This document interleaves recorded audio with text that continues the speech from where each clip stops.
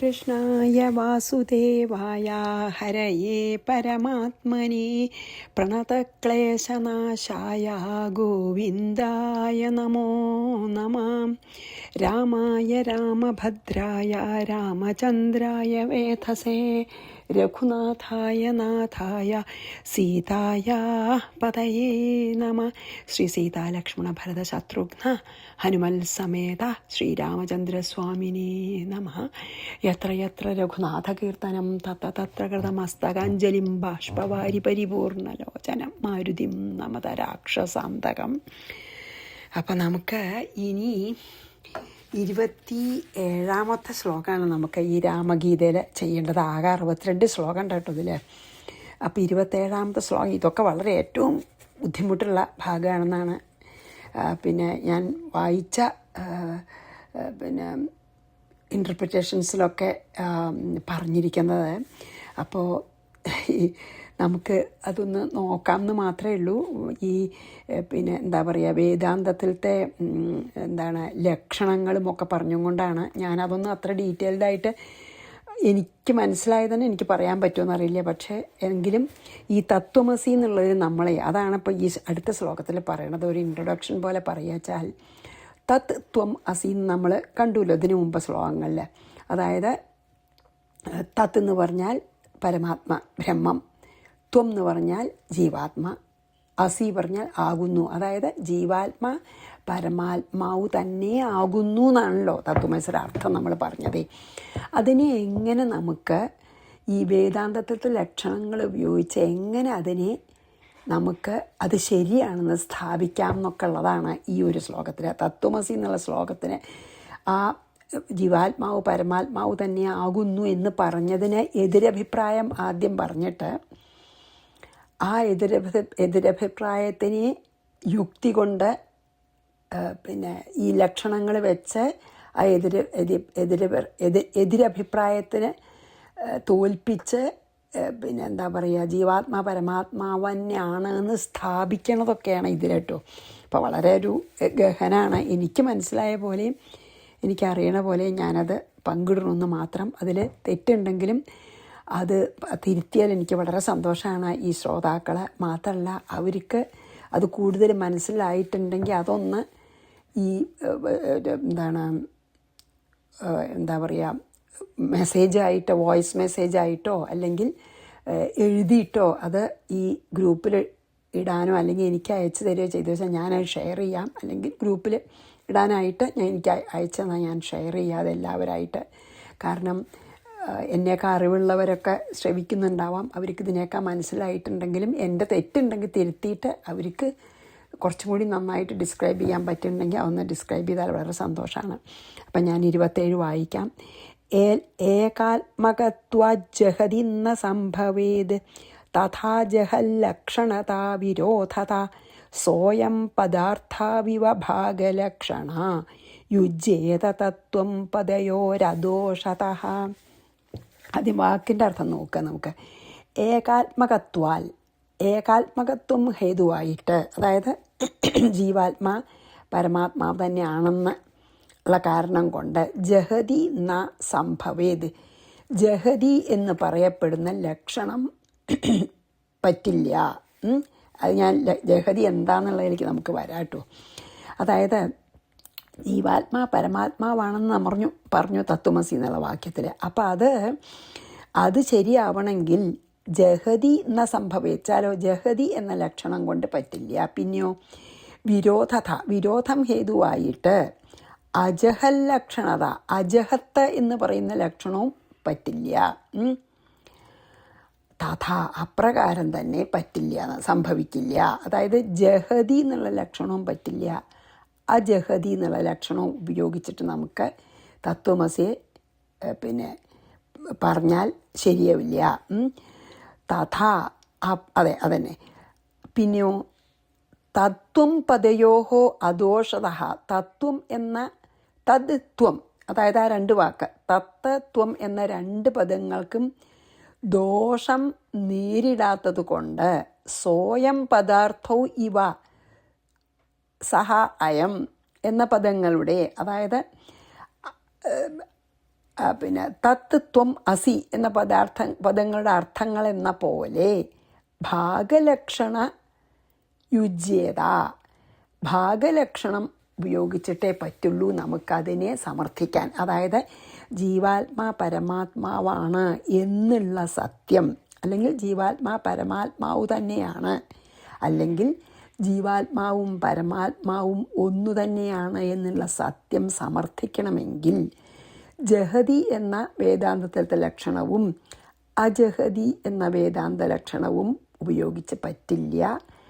അതിന് പകരം വേറൊരു ലക്ഷണം കൂടിയുണ്ട്. അതിൻ്റെ പേരാണ് ഭാഗലക്ഷണം, അല്ലെങ്കിൽ എന്താണ് ഭാഗത്യാഗ ലക്ഷണം എന്നും പറയുന്നുണ്ട് ചില ദിക്കിൽ കേട്ടോ. അതിന് ആ ലക്ഷണം അനുസരിച്ചാണെങ്കിൽ പറ്റും എന്ന് പറയുകയാണ്.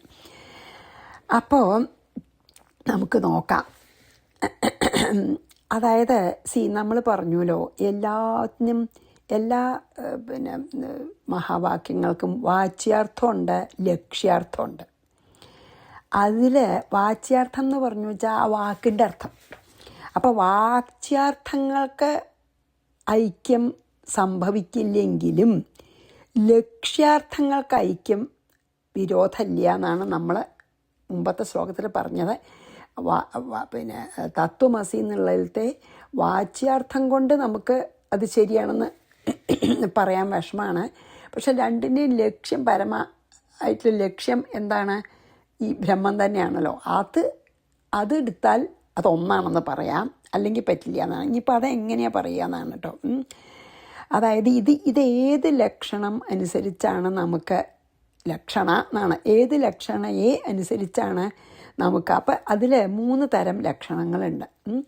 ജഹൽ ലക്ഷണ, ലക്ഷണങ്ങൾ, ലക്ഷണം എന്നല്ല കേട്ടോ, ലക്ഷണ എന്ന് തന്നെയാണ് പറയണത്.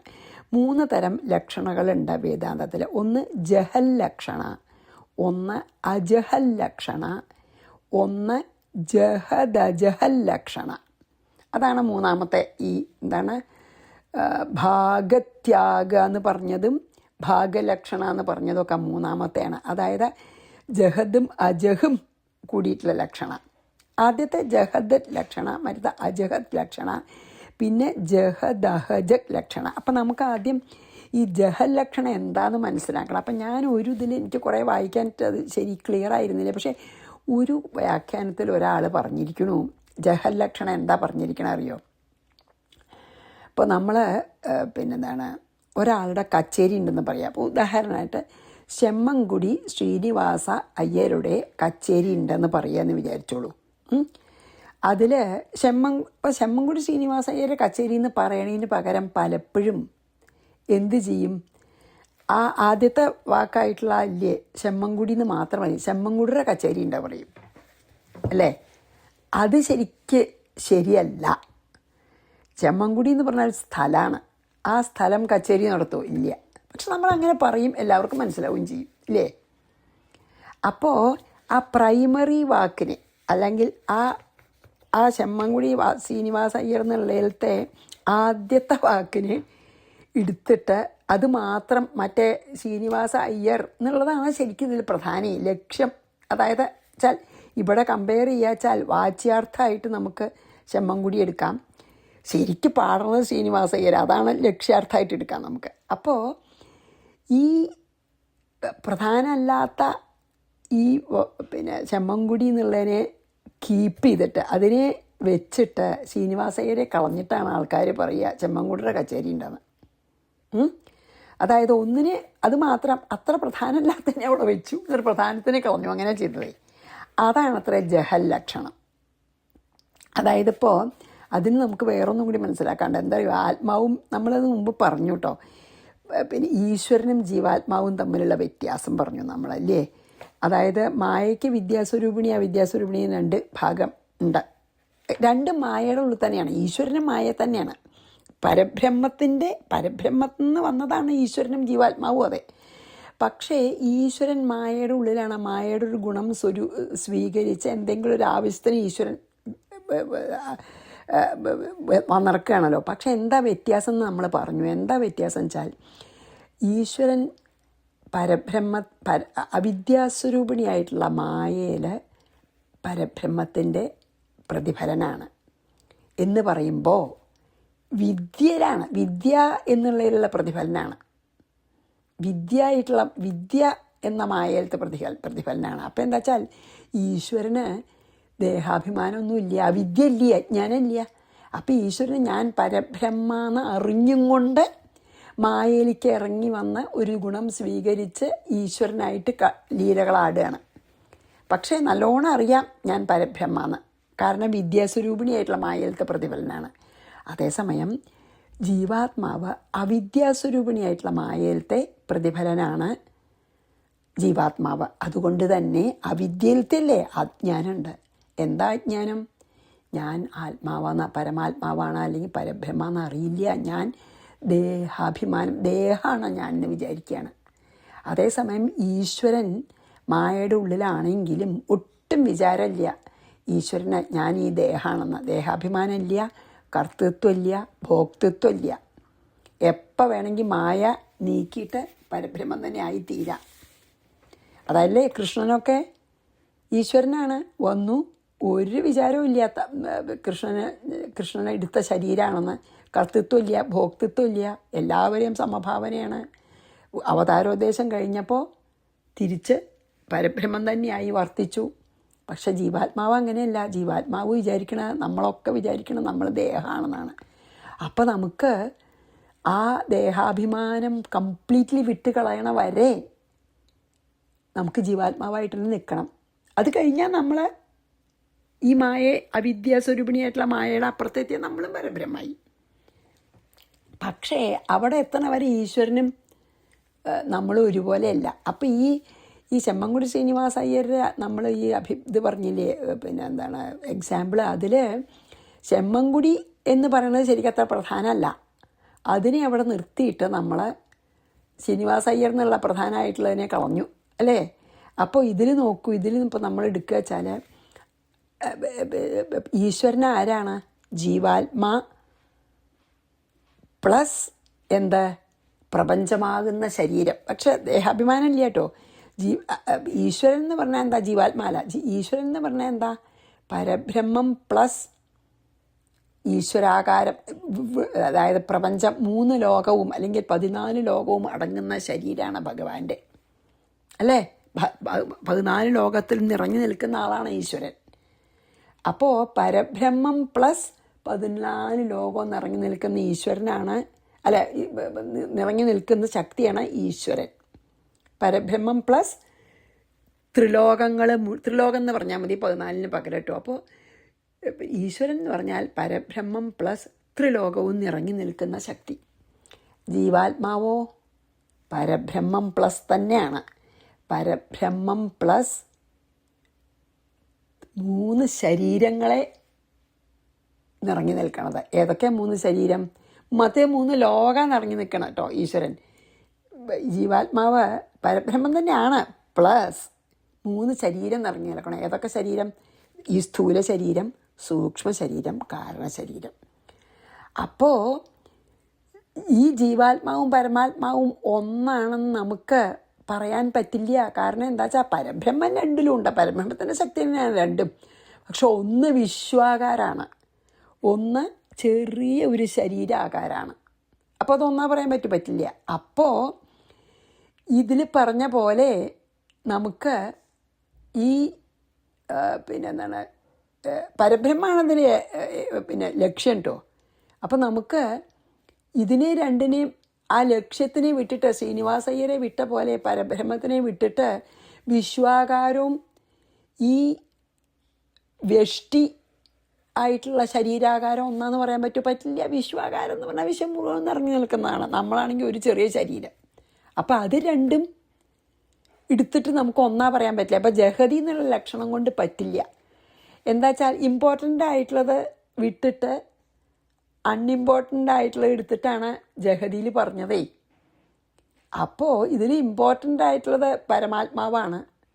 എന്നിട്ട് നമ്മൾ പിന്നെ വിശ്വാകാരവും പിന്നെ വ്യഷ്ടി അല്ലെങ്കിൽ സമഷ്ടിയും വ്യഷ്ടിയും ഒന്നാണെന്ന് പറഞ്ഞാൽ ശരിയാവില്ല. അതുകൊണ്ട് ഈ ജീവാത്മാവ് പരമാത്മാവാണെന്ന് സ്ഥാപിക്കാൻ ജഹതി ലക്ഷണം പറ്റില്ല. ഇനി നമുക്ക് അജഹതി എടുക്കുക. അജഹതിയുടെ ഒരു ഉദാഹരണം എന്താ അറിയോ? നമ്മൾ ഇഡ്ഡലി ഓർഡർ ചെയ്തെന്ന് വിചാരിച്ചോളൂ. അതിൻ്റെ കൂടെ നമ്മളിപ്പോൾ ഓർഡർ ചെയ്യുന്നില്ല, ഇഡ്ഡലി വേണം, ഒരു 4 ഇഡ്ഡലി വേണമെന്ന് പറഞ്ഞു വെച്ചല്ലേ ഹോട്ടലിൽ. ഇഡ്ഡലി തന്നെയായിട്ട് തരില്ലേ അവർ നമുക്ക് തിന്നാൻ. എന്ത് ചെയ്യും? ഇഡ്ഡലിയുടെ കൂടെ തിന്നാൻ ചട്നിയോ സമ്മന്തിയോ പൊടിയോ എന്തെങ്കിലുമൊക്കെ തരില്ലേ അവർ. അപ്പോൾ ആ ഉദാഹരണത്തിൽ ഇഡ്ഡലിയാണ് ബ്രഹ്മത്തിന് പകരം ലക്ഷ്യാർത്ഥം, മറ്റതൊക്കെ വാച്യാർത്ഥമാണ്. അപ്പോൾ നമ്മൾ ഇതിലെന്താ ഉപയോഗിച്ചത്? അജഹതിയിൽ നമ്മൾ ലക്ഷ്യാർത്ഥം, മറ്റേതിൽ നമ്മൾ അൺഇമ്പോർട്ടൻ്റ് ആയിട്ടുള്ളതല്ലേ ഉപയോഗിച്ച, ചെമ്മൻകുടി ഉപയോഗിച്ച, അതല്ല ശരിക്കും ശ്രീനിവാസ അയ്യരാണ്. ഇതിലങ്ങനെയല്ല, നമ്മൾ ഇഡ്ഡലി എന്ന് മാത്രമേ പറയുന്നുള്ളൂ. ആ ഇമ്പോർട്ടൻ്റ് ആയിട്ടുള്ളത് മാത്രം പറയും, അൺഇമ്പോർട്ടൻ്റ് ആയിട്ടുള്ളത് കൂടെ വരും. അങ്ങനെയാണ് അല്ലേ? അപ്പോൾ ഈ ബ്രഹ്മം ആണ് ഇവിടെ ഇഡ്ഡലി. പക്ഷെ ബ്രഹ്മ അനുഭവിക്കണമെങ്കിൽ, അതായത് ഈ ഇഡ്ഡലി നമുക്ക് സ്വാദായിട്ട് തിന്നണമെങ്കിൽ മറ്റെന്തെങ്കിലും വേണം അല്ലേ? അപ്പോൾ അതാണ് അജഹതി. പരബ്രഹ്മം പ്ലസ് സംതിങ് ആണ് അജഹതി. മറ്റ് പരബ്രഹ്മം മൈനസ്, അതായത് നമ്മൾ ചെമ്മൻകുടി ശ്രീനിവാസ അയ്യങ്കാർ മൈനസ് ശ്രീനിവാസ അയ്യങ്കാറെ വെച്ചിട്ടാണ് പറഞ്ഞതേ. ഇവിടെ പരബ്രഹ്മം പ്ലസ് ഇഡ്ഡലിക്ക് കൂട്ടി തിന്നാനുള്ള ചട്നി, അതാണ് അജഹതി. അത് വെച്ചിട്ടും പറയാൻ പറ്റില്ല. എന്താ കാരണം വെച്ചിട്ടുണ്ടോ? ഈശ്വരൻ എന്താ? പരബ്രഹ്മം പ്ലസ് വിശ്വാകാരമായി നിൽക്കുന്ന ശക്തി. ജീവാത്മാവ് എന്താ? പരബ്രഹ്മം പ്ലസ് ശരീരമായിട്ട് വ്യഷ്ടി ശരീരമാകുന്ന ശക്തി. മറ്റേത് സമഷ്ടി ശരീരമാകുന്ന. അത് രണ്ടും കൂടി കൂട്ടിയിട്ട് ഒന്നാ പറയാൻ പറ്റില്ല. ഒന്ന് പരബ്രഹ്മം പ്ലസ് സമഷ്ടി ശരീരത്തിലത്തെ ശക്തി, മറ്റത് പരബ്രഹ്മം പ്ലസ് വ്യഷ്ടി ശരീരത്തിലെ ചെറുത്. മറ്റത് എങ്ങനെയാണ് നമുക്ക് എന്താണ് കോസ്മോ, ഇത് മുഴുവനെ ഉള്ളതും ചെറുതും ഒന്നെന്ന് പറയാൻ പറ്റില്ലല്ലോ അല്ലേ? ദ ഹോൾ കോസ്മോ അടങ്ങണതും വെറും ഒരു വ്യക്തിയുടെ അടങ്ങണതും ഒന്നാന്ന് പറഞ്ഞാൽ, അപ്പോൾ അജഹതി ലക്ഷണം കൊണ്ടും നമുക്ക് ജീവാത്മാവും പരമാത്മാവും ഒന്നാണെന്ന് സ്ഥാപിക്കാൻ പറ്റില്ല. എന്നാൽ ഇനി മൂന്നാമത്തെ ലക്ഷണം ഉണ്ടല്ലോ, ജഹതി അജഹതി ലക്ഷണം, അല്ലെങ്കിൽ ഭാഗത്യാഗലക്ഷണം എന്ന് പറയാം, അല്ലെങ്കിൽ ഭാഗലക്ഷണം എന്ന് വെറുതെ പറയാം. അത് നല്ല തമാശയാണ്. അതെങ്ങനെയാ വെച്ചാൽ നോക്കൂ, ഈ രണ്ടിലും ബ്രഹ്മണ്ടെന്ന് പറഞ്ഞല്ലോ നമ്മൾ. രണ്ടിലും ബ്രഹ്മണ്ട. പരബ്രഹ്മം പ്ലസ് സമഷ്ടിയിൽ നിൽക്കുന്ന ശക്തി, പരബ്രഹ്മം പ്ലസ് വ്യക്തിയായിട്ടുള്ള ഒരു ശരീരത്തിലുള്ള ശക്തി എന്ന് പറഞ്ഞു അല്ലേ? അപ്പോൾ നമുക്ക് എന്ത് ചെയ്യാറിയോ? രണ്ടിലത്തെയും ആ രണ്ടാമത്തെ ഭാഗം വിടുക. ഇതിൽ പരബ്രഹ്മമാണല്ലോ ലക്ഷ്യം. അപ്പോൾ പരബ്രഹ്മം പ്ലസ് സമഷ്ടി ശരീരം, അതിനെ ഇങ്ങോട്ട് വിടുക. അതേപോലെ തന്നെ പരബ്രഹ്മം പ്ലസ് വ്യഷ്ടി ശരീരം, അതിനെയും വിടുക. ഭാഗം ഓരോ പാർട്ട് വിടുക. രണ്ടിൻ്റെ ഓരോ പാർട്ട് വിട്ടു. അപ്പം എന്തായി? പരബ്രഹ്മം മാത്രമായി. സമഷ്ടി ശരീരം വിട്ടു, പരബ്രഹ്മം മാത്രം. വ്യഷ്ടി ശരീരം വിറ്റാൽ പരബ്രഹ്മം ഒന്നല്ലേ?